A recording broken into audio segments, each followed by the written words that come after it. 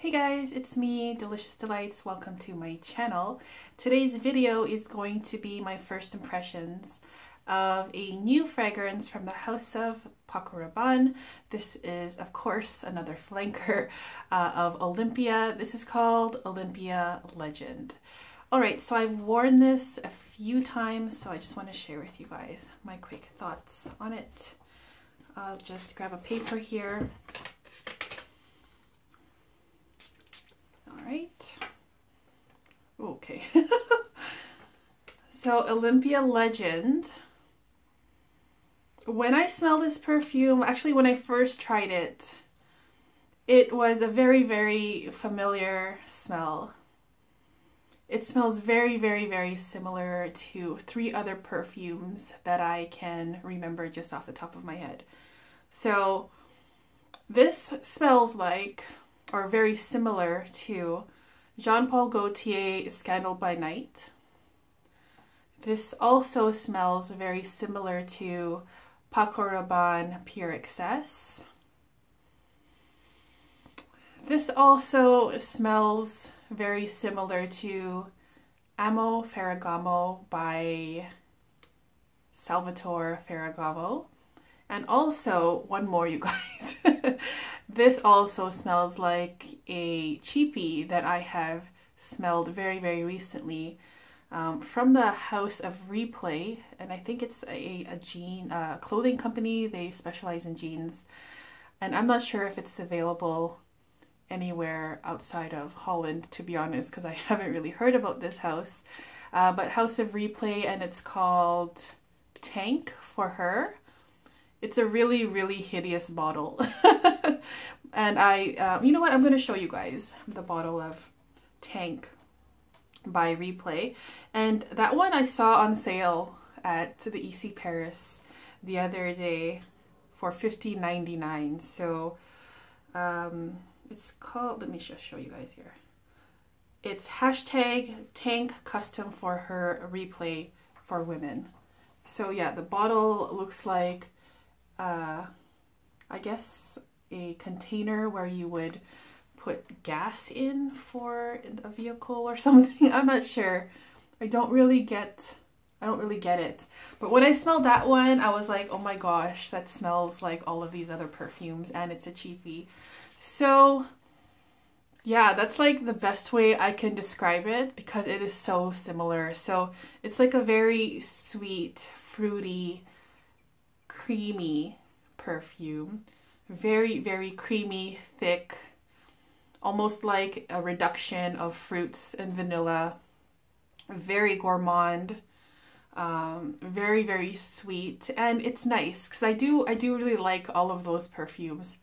But now I'm getting that I'm starting to notice a trend that you know, this certain smell is popping up in many perfumes because I guess it works. So creamy vanilla, creamy fruits, some florals in there, very, very edible, very gourmand. Oh my gosh. And I think if you own any of those other ones that I mentioned just now, it would probably be redundant to own this one. Yeah, and on my skin, oh sorry, it's also a little bit coconutty. I don't think there's any coconut notes in this, but to me it smells like a creamed milky coconut as well, which is really nice. So I really do like this perfume, but I'm kind of like, why do these 4 perfumes smell so similar? So similar. And then you look at their notes breakdown, and I haven't actually compared it, but I'm gonna guess that they aren't the same. So maybe like when they're making the note breakdown, they just want the customer to like have a lot of imagination.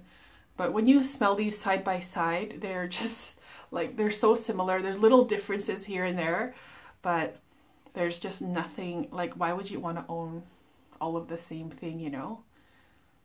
Yeah.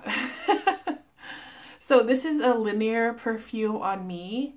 After a while, I did get a little bit nauseous from this one, and I'm not sure why I didn't feel nauseous from the other ones, but when I wore this, I just kind of got bored of it really quickly.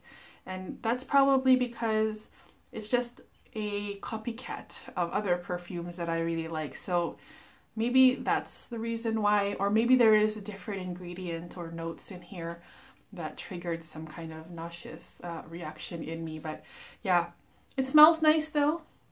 It does smell a lot better in the air, like as a sillage, rather than putting your nose right up to it, because when you do that, to me, it makes me a little bit nauseous, but not completely, but it's just so like thick and creamy, and that can feel a little bit cloying sometimes, especially when it's like warmer outside.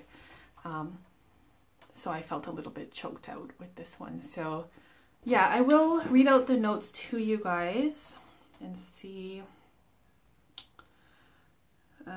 what's in here. So launched in 2019. The fragrance is Lac d'Ang.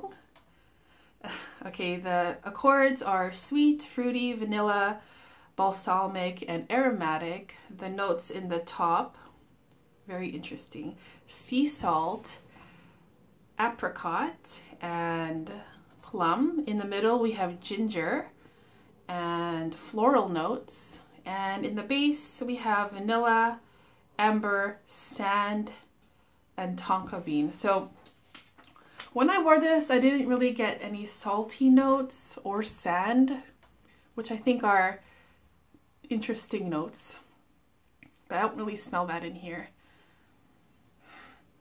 It's more so like a very creamy, coconutty fruit salad that's very, very thick. Add some creamy vanilla in there, and some florals in the background that aren't dominant at all. It's just a very, very recognizable sweet vanilla fruit perfume.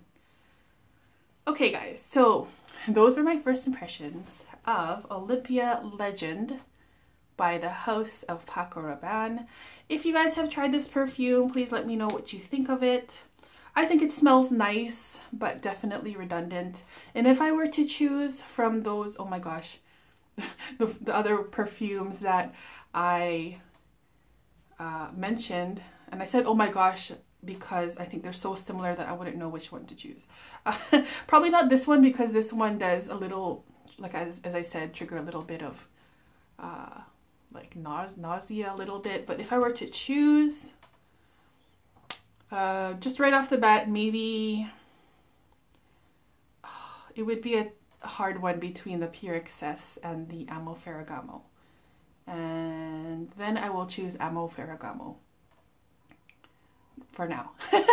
Alright guys, so thanks for watching. I hope you enjoyed it, and I'll be back with more videos soon. Take care guys. Bye-bye.